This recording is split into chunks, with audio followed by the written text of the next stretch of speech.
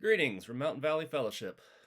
We are home right here in the west central mountains of Idaho, nestled into the Long Valley and the Meadows Valleys, representing the great people of this area. I am Jon. I am your Misfit Minister, and I'll be talking a little bit more about that in a moment of why I call myself that. So, I've been reading this last few weeks here a new book or a new to me book. I don't know when he wrote it. From Rob Bell, How to Be Here. Sorry, I took the cover off. It kind of gets in the way. And reading this book, it just kind of brought me to a place that changed the trajectory of what I was going to be preaching about this week. So, it began with the chapter Suffering.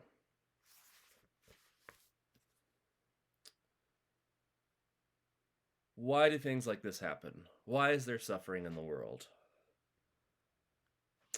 You know,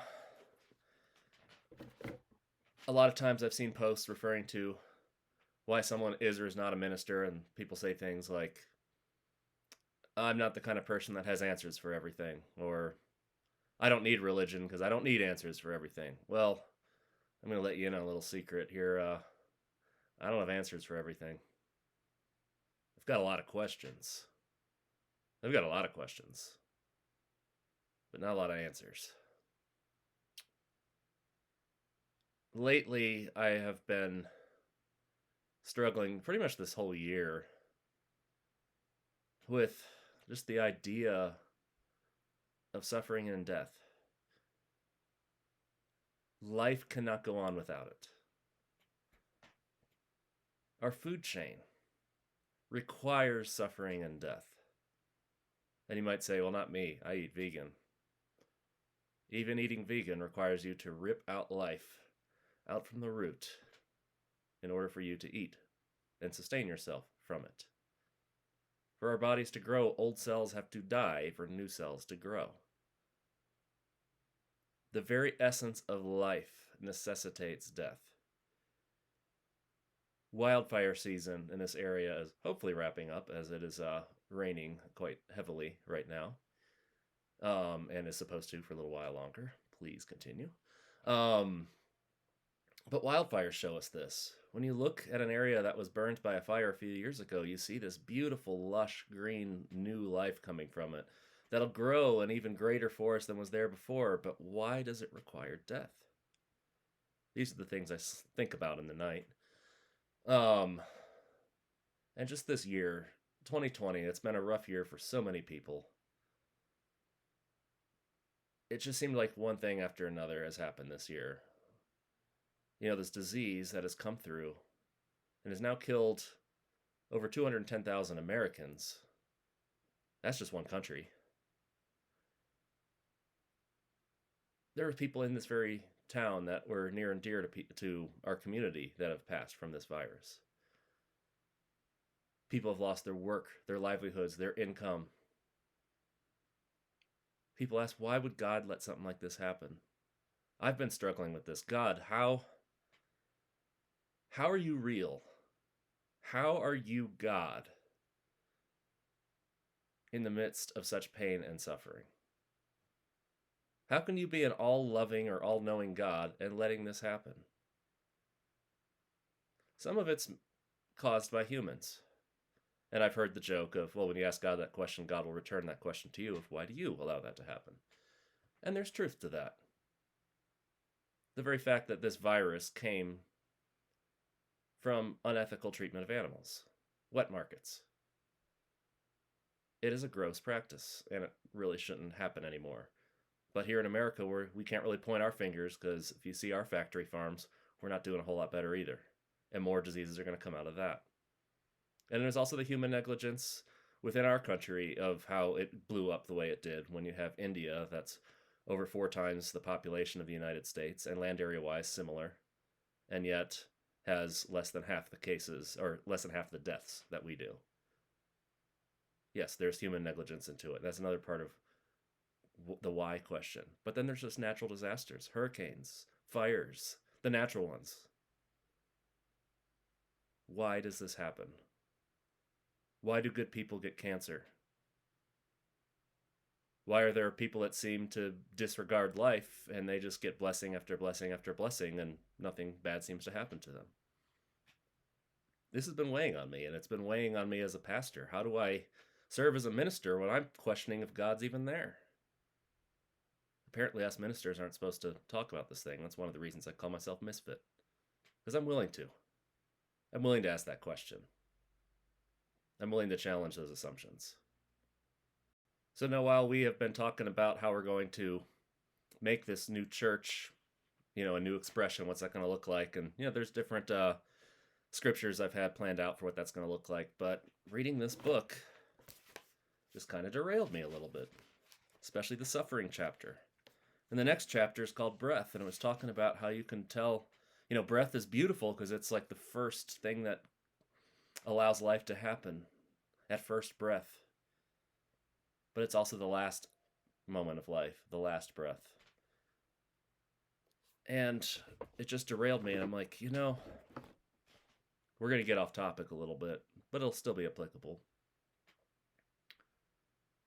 So, as I mentioned, over this past year, I've just been struggling with my own faith, of questioning at times, do I even still believe?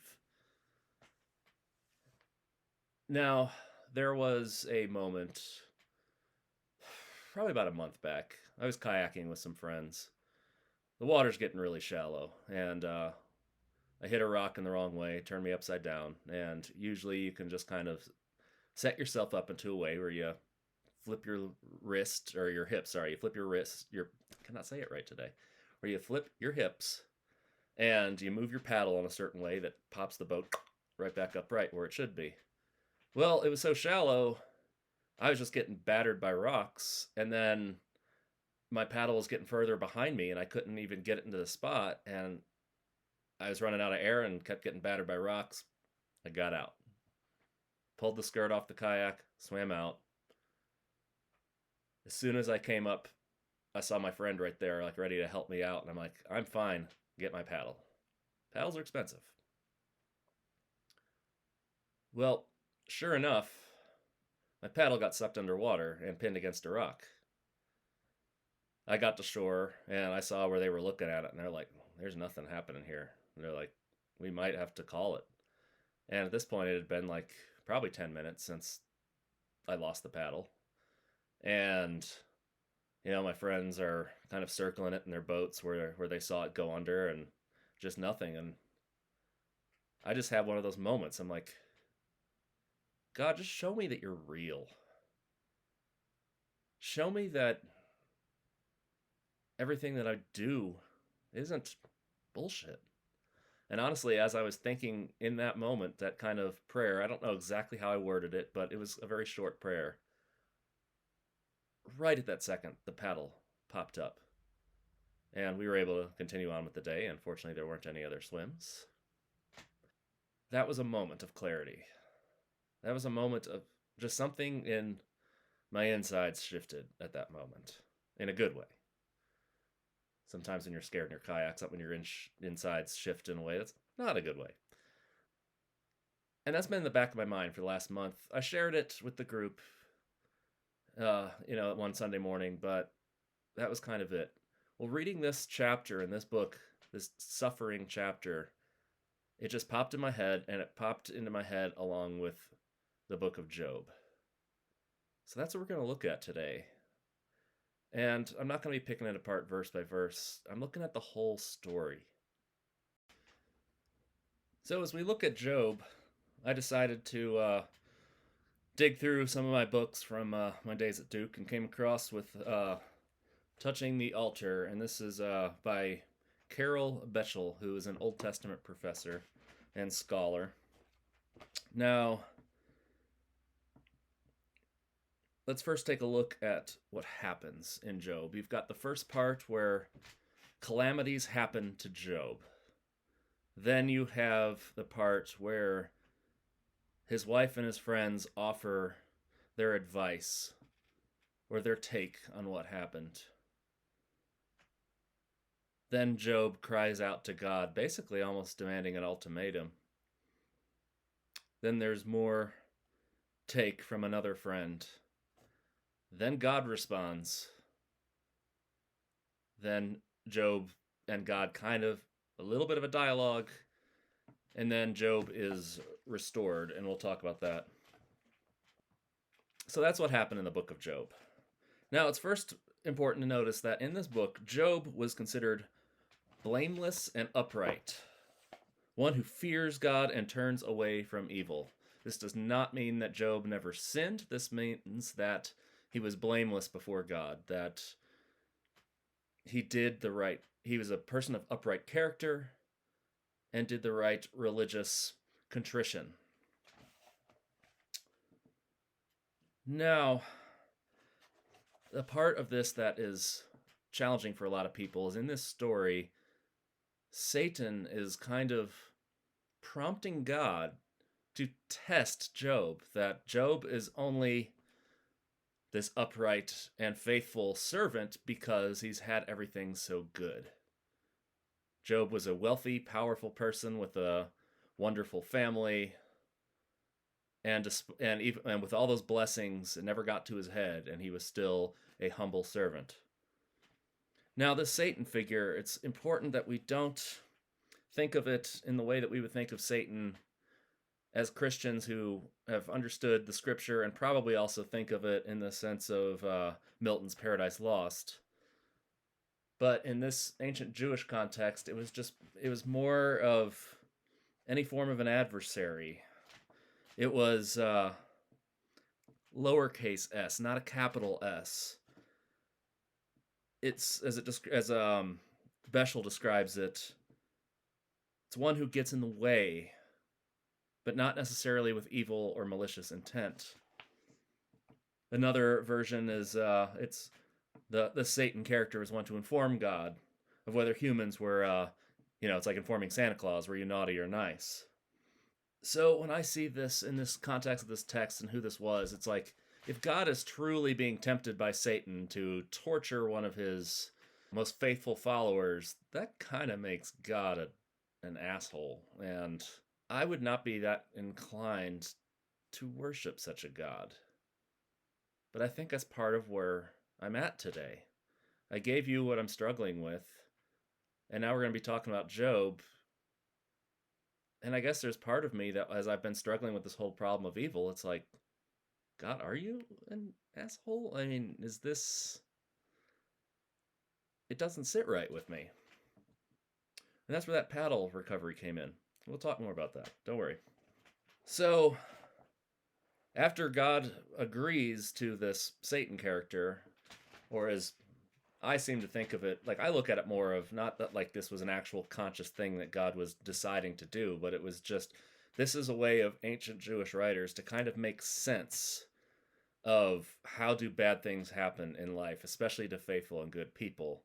And this kind of fictitious God versus Satan conversation kind of makes sense, but I think Satan in this sense is more of just the reality of an imperfect world that is full of suffering.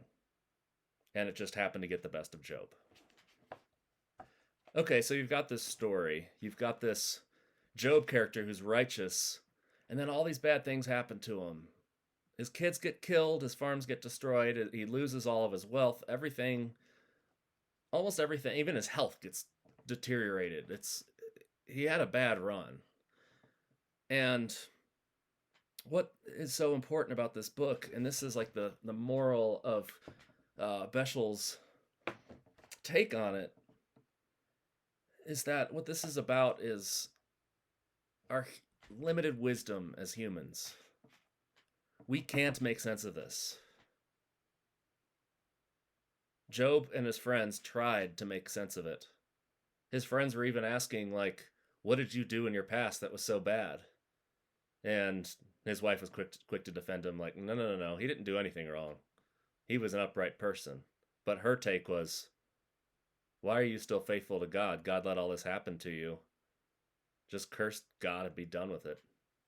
Job then lashes out and questions God. What did I do wrong? Why would you let this happen to me? I thought I did everything right. What did I do to deserve this?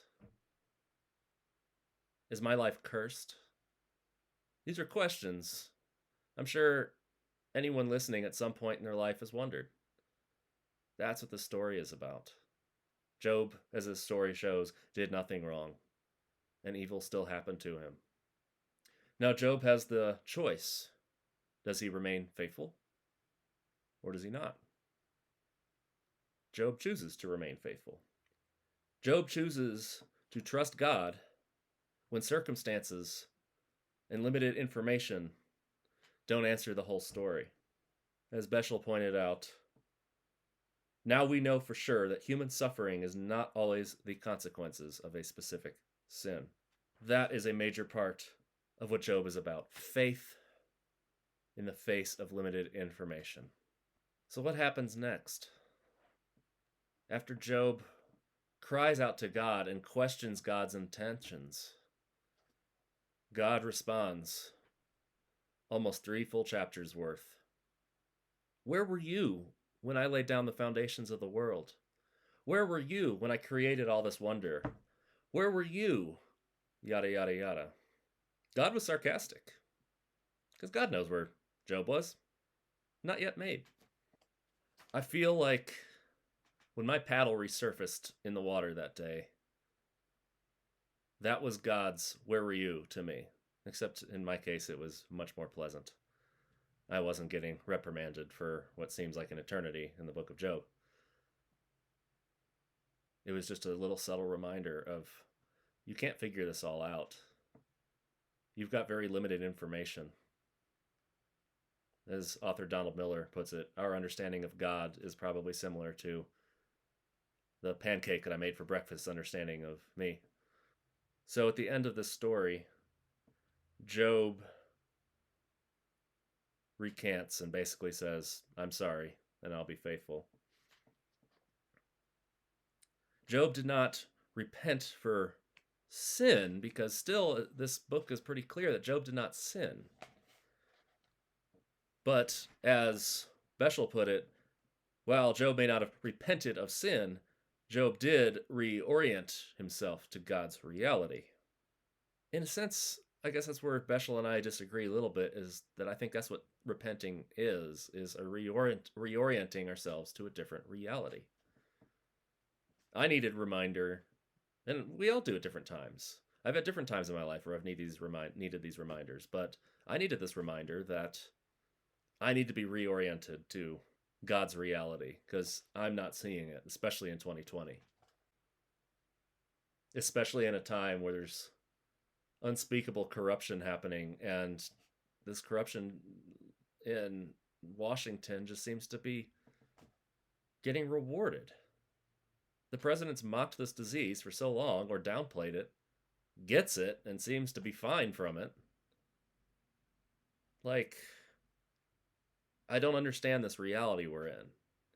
But that's what that paddle moment was for me, when that paddle resurfaced. That's what this dialogue with God, with Job, was like. Now, the other part that we need to talk about if we're talking about Job is, after this, God restores everything that Job lost. And at first you go, oh, that's awesome. And then you realize, wait a minute, Job's kids died. How do you restore that without resurrection, which did not happen in this story? This once again does point to the limits of human wisdom. God honored Job in the end after going through all this. But Job still had to, as Beshel put it, reinvest in family and communal life with all of its obligations, ethical ambiguities, and, as we have already seen, terrible risks. This is a reality check. I mean, yes, it's a restoration that he got his farm back, he got his health back, he got his wealth back. He basically, he still has the same wife, but got a new family, but you can't replace the old. So that is the book of Job. That is where I am coming from struggling. I don't have all the answers. I don't have necessarily even the best way to comfort people when their life, like Job, has been turned upside down. Because let's face it, God's response to Job was not comforting. But this book is about just understanding that there is more than what we can understand. That's what spoke to me that day on the river. God, show me that you're real. Everything has been going crazy in this world. Show me that you're real. Oh, there's my paddle. That didn't answer any of my questions on all of the suffering and the hardships going on. That doesn't answer why, my poor high school friend had to go through a life with these weird tumors growing on her spine that kept her fairly crippled, deaf, almost blind, or maybe it's blind and almost deaf. I don't remember which way it was. And then died of a young death. And she didn't do anything wrong. This poor 35-year-old guy this past week, doing his job, bringing logs down the canyon. Truck rolls. I was complaining because I couldn't get to my coffee shop. He lost his life. I don't have answers for that. But what this paddle moment did was it just showed me that there's something more happening. That God is listening. And helped just slightly reorient me to God's reality. Ask these hard questions. I think that's another thing. Even though God ripped Job a new one, God still honored Job. Job asked all these hard why questions, and God entertained that. Press God. Ask God. Why? Why is the world falling apart? Why do evil people triumph? Why do good people I know die of diseases? But watch and listen also for those reassurances of your paddle reappearing in the river. I'd like to hear your thoughts. Let's discuss.